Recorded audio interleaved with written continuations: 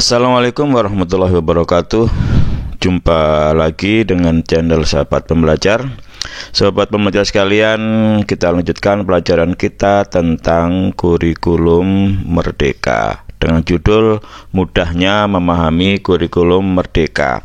Saya membuat konten ini karena saya mengamati dari beberapa pelatihan, dari beberapa diskusi di Facebook, ternyata banyak teman-teman itu yang susah bagaimana memahami kurikulum merdeka.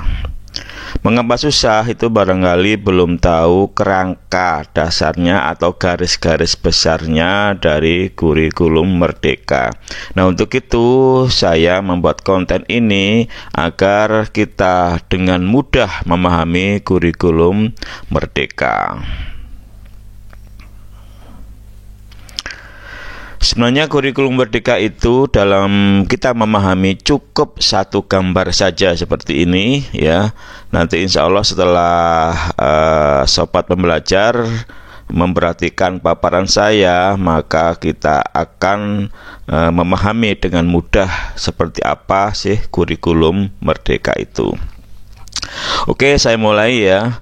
Hal yang prinsip dalam kurikulum merdeka itu adalah munculnya konsep atau prinsip profil pelajar Pancasila, di mana profil pelajar Pancasila ini itu tidak muncul di kurikulum sebelumnya.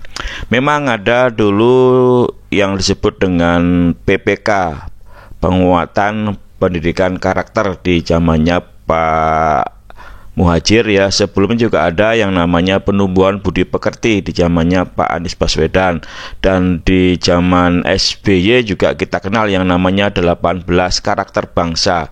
Ini sebenarnya konsepnya mirip, tetapi dalam pelaksanaan pembelajarannya itu yang jauh berbeda.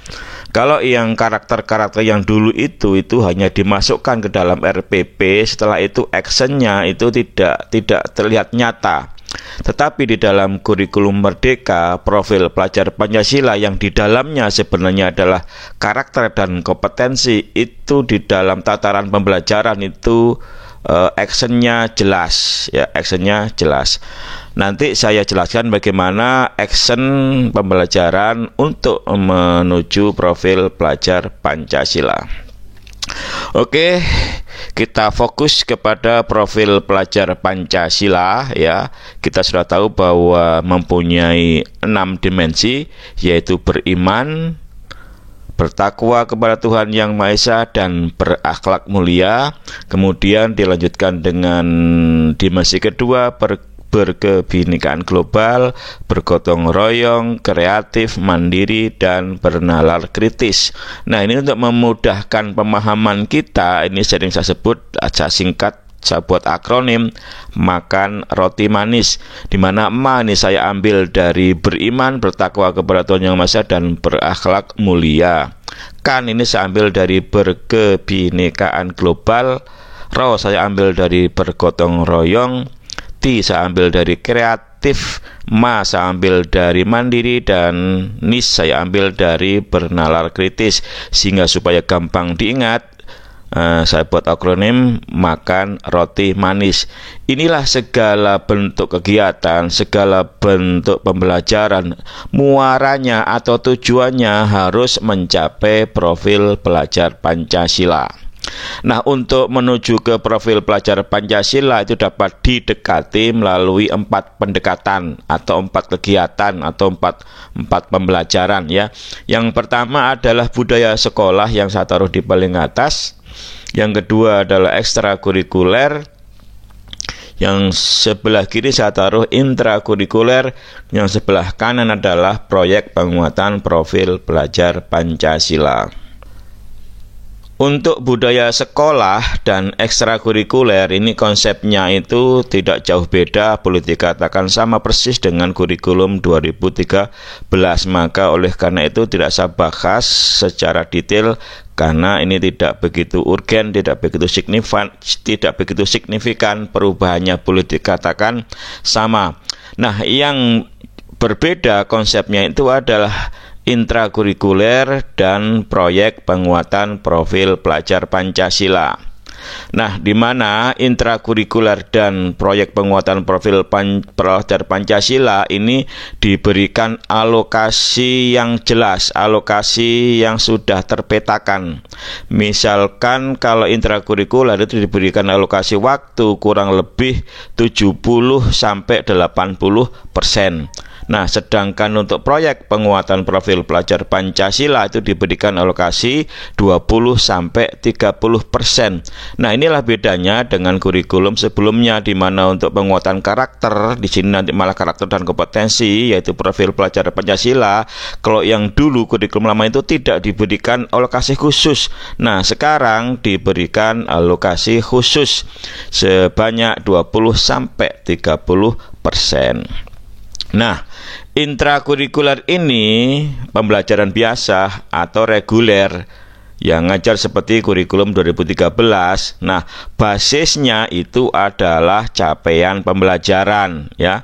Basisnya adalah capaian pembelajaran, atau boleh dikatakan ini konsepnya sama dengan kompetensi dasar atau KD pada kurikulum 2013. Esensinya sama, KD dan capaian pembelajaran sama. Keduanya adalah kompetensi yang harus diajarkan kepada siswa yang berbasis mata pelajaran. Cuma bedanya capaian pembelajaran itu dalam perumusannya itu dalam bentuk paragraf atau dalam bentuk narasi. Beda dengan kompetensi dasar, bentuknya adalah rinci bernomor, tapi pada hakikatnya sama saja. Nanti capaian pembelajaran kalau kita rinci ya menjadi seperti KD nomor 1, nomor 2, nomor 3 dan seterusnya. Jadi pada prinsipnya capaian pembelajaran atau CP itu sama dengan KD pada kurikulum 2013. Nah, kemudian kalau proyek penguatan profil pelajar Pancasila ini tidak berbasis capaian pembelajaran. Jadi proyek penguatan profil pelajar Pancasila, supaya gampang saya sebut, saya singkat saja P5. P5 ini sama sekali tidak untuk mencapai capaian pembelajaran, tetapi berdasarkan tema, ya. Jadi berdasarkan tema. Jadi saya tegaskan bahwa intrakurikuler berdasarkan CP atau capaian pembelajaran, tapi kalau P5 itu berdasarkan tema. Temanya seperti apa? Jangan khawatir, jangan bingung. Temanya itu sudah disediakan oleh pemerintah sebanyak 7 tema untuk selain SMK, sedangkan SMK itu ada 8 tema yang disediakan. Kita tinggal pilih, kita tidak usah bingung pakai tema yang mana karena sudah disediakan, dan perlu diingat ini tidak berkaitan dengan capaian pembelajaran. Ini yang sering salah paham, ya, sering salah paham.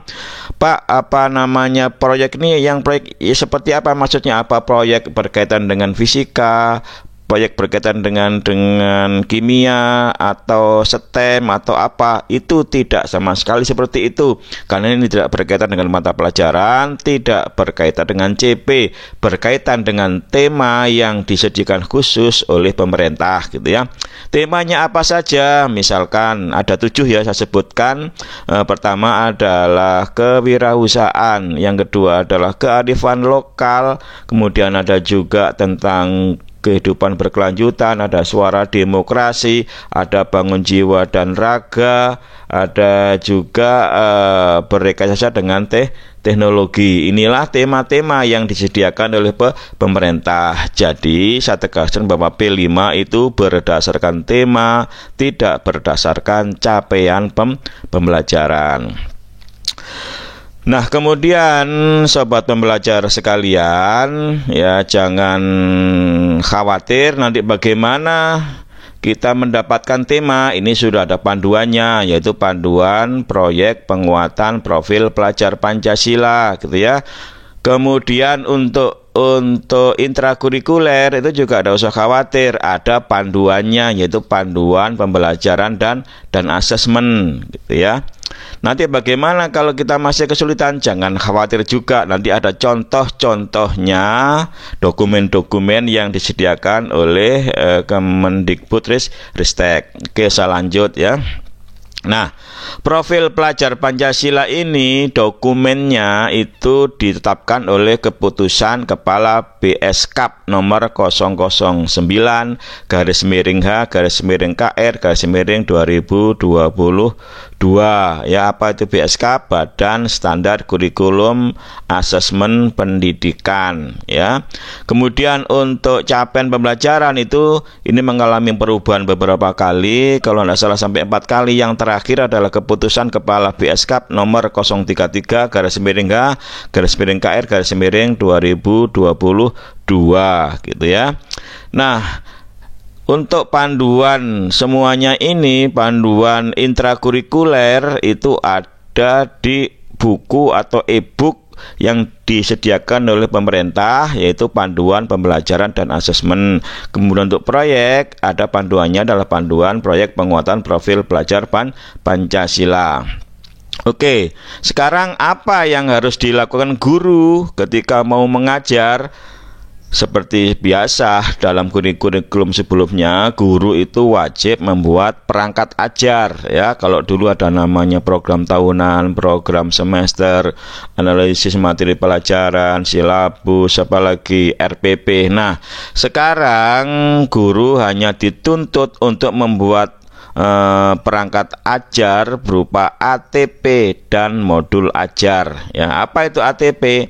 ATP itu ada alur dan tujuan pembelajaran. Nah, capaian tadi itu kan dalam bentuk kompetensi yang masih global, belum rinci, maka CP ini perlu dijabarkan menjadi tujuan-tujuan pembelajaran. Setelah dijabarkan menjadi tujuan-tujuan, diurutkan mana yang disampaikan pertama, mana disampaikan kedua, mana disampaikan yang terakhir. Itulah yang disebut dengan alur tujuan pembelajaran. Nah, bagaimana dibentuknya? Jangan khawatir, itu ada contohnya. Kemudian setelah kita berhasil membuat ATP, maka kita juga membuat yang namanya modul ajar. Modul ajar itu tidak usah bingung, tidak usah merasa susah. Modul ajar itu sebenarnya adalah RPP. Kalau dalam bahasa Inggris namanya lesson plan ya. Jadi yang namanya RPP ya tentu di sana ada komponen minimal, yaitu tujuan pembelajaran, kemudian langkah-langkah pembelajaran, dan asesmen minimal 3 komponen. Boleh tidak lebih ya? Tentu boleh, itu namanya komponen minimal gitu ya. Kemudian untuk yang proyek penguatan profil pelajar Pancasila itu berdasarkan tema. Dari tema yang dipilih nanti dibuat namanya modul proyek. Modul proyek ini ya seperti modul ajar ya, tetapi pembelajarannya bukan intra, pembelajarannya ada proyek. Namanya modul proyek nanti ini berupa perencanaan pembelajaran. Tentu di sana ya ada tujuannya seperti apa gitu kan, langkah-langkahnya seperti apa, pengukuran seperti apa, mirip dengan modul ajar atau mirip dengan RPP gitu. Nah, kemudian Bapak sekalian, dari gambar ini sebenarnya tidak banyak dokumen sebagai acuan Bapak Ibu untuk melaksanakan kurikulum Merdeka. Cukup Bapak Ibu pegang yang namanya dokumen profil pelajar Pancasila berdasarkan BSKAP 009. Ini untuk proyek atau untuk P5. Untuk intrakurikuler, Bapak Ibu cukup pelajari dokumen capaian pembelajaran yang diputuskan oleh Kepala BSKAP 003 gitu kan. Kemudian Bapak Ibu nanti bagaimana membuat ATP, baca panduan pembelajaran dan asesmen. Bagaimana melaksanakan P5, baca panduan proyek penguatan profil pelajar Pancasila. Masih bingung? Jangan khawatir, semua ini ada contohnya gitu ya. Semua ada contohnya. Jadi Bapak Ibu secara garis besar dokumennya cuma 4 yang Bapak Ibu butuhkan ya. Pertama adalah profil pelajar Pancasila, yang kedua adalah capaian pembelajaran, yang ketiga adalah panduan pembelajaran dan asesmen, yang terakhir adalah panduan proyek penguatan profil pelajar Pancasila. Ini 4 buah pokok dokumen yang harus Bapak Ibu pelajari. Tetapi kalau Bapak Ibu mau memperdalam, ya silahkan, ada sumber-sumber lain atau bahan-bahan untuk mempelajari kurikulum Merdeka dalam bentuk video. Misalkan Bapak Ibu bisa masuk ke platform Merdeka Mengajar. Jadi saya tegaskan, Bapak Ibu ketika mau mengajar tidak usah repot, tidak usah bingung. Bapak Ibu cukup membuat yang namanya ATP dan modul ajar untuk intra, kemudian modul proyek untuk P5. Oke, sampai di sini sobat pembelajar, mudah-mudahan bermanfaat. Saya akhiri, wassalamualaikum warahmatullahi wabarakatuh.